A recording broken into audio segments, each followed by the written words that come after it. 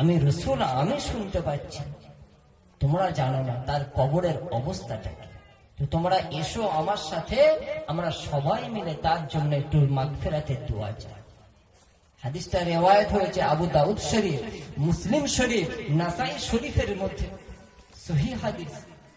আল্লাহ রাসূল সাহাবীদেরকে নিয়ে কবরের সামনে দাঁড়িয়ে আমার নবী দুটো চোখ দিয়ে পানি ঝরছে, দোয়া চাইলেন তাদের মাগফিরাতের জন্য। আল্লাহ রাসূলের দোয়া চাওয়া শেষ হয়ে গেল, কিন্তু কবরবাসীর কবরের আযাবটা মাফ হলো না। আল্লাহ রাসূল অবাক হয়ে যান, চিন্তায় পড়ে যান যে কবরবাসী কি এমন গুনাহ করেছে, কি এমন অন্যায় করেছে যে আমি রাসূলুল্লাহ স্বয়ং তার জন্য দোয়া চাইলাম, অথচ দোয়াটা আল্লাহর দরবারে কবুল হলো না। আল্লাহ রাসূল তখন সাহাবীদেরকে বললেন, তোমরা কি জানো এই কবরস্থানে যাদেরকে দাফন করা হয়েছে তাদের আত্মীয় স্বজন যারা রয়েছে? তারা বলে, হুজুর আমরা চিনি, সবাইকে ডেকে নিয়ে এসো। আমরা যেমন আত্মীয় স্বজন, আমাদের কেউ মারা গেলে তাদের রুহের মাগফিরাতের জন্য আল্লাহর কাছে দোয়া চাই, কি দোয়া চাই না? আল্লাহ রাসূল বলেন, যখন তার আত্মীয় স্বজন, তার সন্তান সন্ততি, পাড়া প্রতিবেশী যখন আল্লাহর কাছে তাদের মাগফিরাতের জন্য হাতটা তোলে, আমার আল্লাহ তাদের সেই হাতটা ফিরিয়ে দেন না, তাদের দোয়ার ওসিলায় আমার আল্লাহ ওই কবরবাসীর কবরের আযাবকে মাফ করে দেন। একটু জোরে বলুন সুবহানাল্লাহ। আল্লাহ রাসূল, আল্লাহর হাবিব হুজুর আমার যখন হুকুমটা দিলেন, ও বাবাজিরা একটু বোঝার চেষ্টা করুন, আমার রাসূল দোয়া তো চাইলেন, দোয়াটা কবুল হলো না। আল্লাহ রাসূল বলেন, এই গোরস্থানে যে 7টা কবরবাসী শুয়ে রয়েছে, এদের আত্মীয় স্বজনকে ডাকা হোক।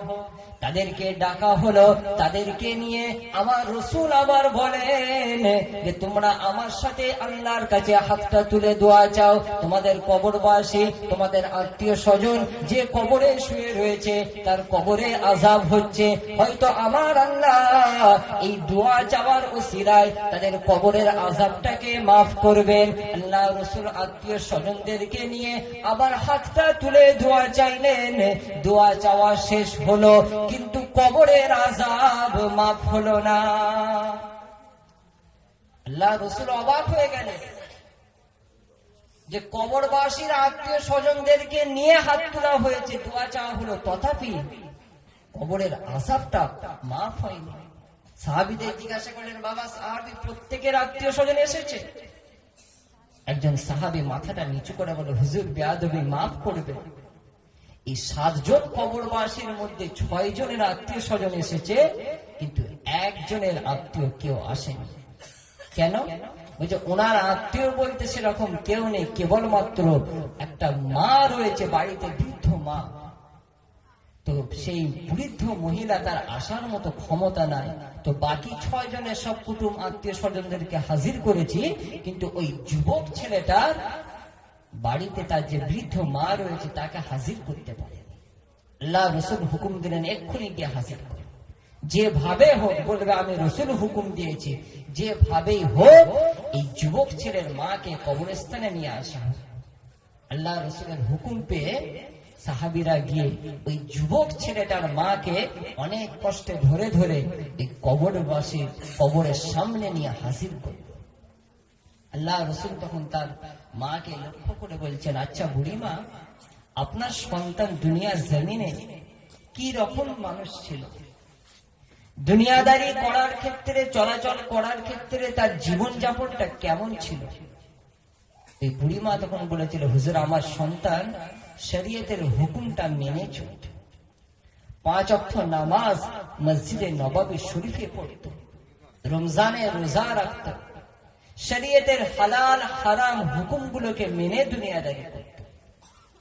আমার রাসূল তখন বলেন, তাহলে তার কবরে আযাব হচ্ছে, এই আযাব হওয়ার কারণটা কি?